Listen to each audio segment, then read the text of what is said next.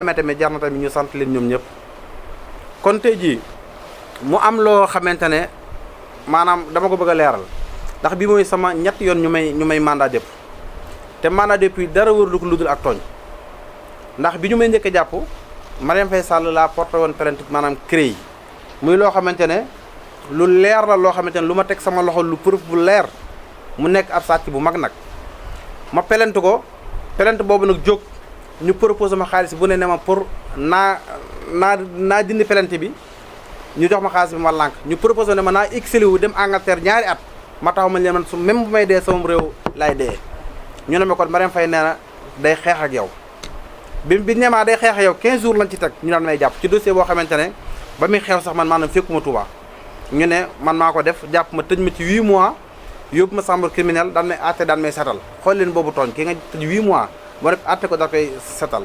beneen bi ma jàppaat mooy affaire élection yi ñu ne man maa yàq bureau ya te loolu lépp dara amu ci bañ may àtte sax ñi doon àtte ñoom ñoo demandé ne nañ ma setal tamit ci tëjaat 4 mois daan may bàyyi bii tamit noonu ñu ñëw tëjaat la 7 mois xëy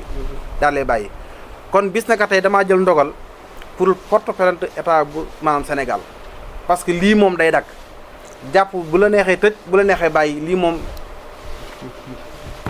dootuma ko nangooti sama àdduna wala bu ñu may jàppati dina demee neneen kon nag yéen ñi ñu yebal naa leen dem leen jàppi maanaam Assane Mbacké bay boo nag ngeen xoolaat bu baax a baax leen parce que su boobaa moom leneen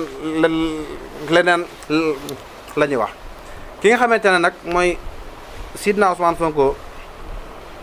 fu ñu jaar parce que ñun mooy sunu candidat mooy sunu leader